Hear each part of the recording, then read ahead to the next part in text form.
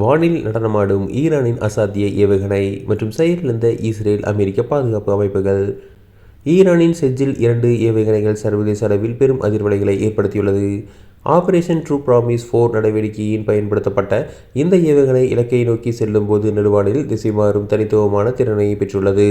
இதனால் இதற்கு dancing missile என்று பெயரிடப்பட்டுள்ளது. சுமார் 17,000 கிலோமீட்டர் வேகத்தில் பாயும் இதை தடுக்க முடியாமல் இஸ்ரேலின் அயன் டோம் மற்றும் அமெரிக்காவின் பேட்ரியாட் தாட் அமைப்புகள் திணறி வருகின்றன. சுமார் 2000 முதல் 2500 கிலோமீட்டர் வரை பாயும் இந்த ஏவுகணை 1000 கிலோ எடையுள்ள வெடிமருந்துகளை சுமந்து செல்லும். மேலும் இதன் மேனுவல் ரீஎன்ட்ரி வெஹிக்கிள் தொழில்நுட்பம் ரேடாரில் இருந்து தப்பிக்க உதவுகிறது. சமீபத்தில் டெல் அவீவ் மற்றும் அமெரிக்காவின் இராணுவ தளங்கள் மீது நடத்தப்பட்ட தாக்குதலில் இது பெரும் சேதத்தை ஏற்படுத்தியுள்ளது. தற்போது மத்திய கிழக்கு போர்க்களத்தில் ஈரானின் மிக முக்கியமான ஆயுதமாக இந்த செஜ்ஜில் ஏவுகணை உருவெடுத்துள்ளது.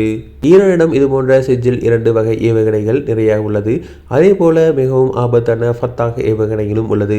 இந்த போர் நீட்டிக்கப்பட்டால் ஈரான் தொடர்ந்து இதுபோன்ற ஏவுகணைகளை பயன்படுத்த தயங்காது என்பது குறிப்பிடத்தக்கது.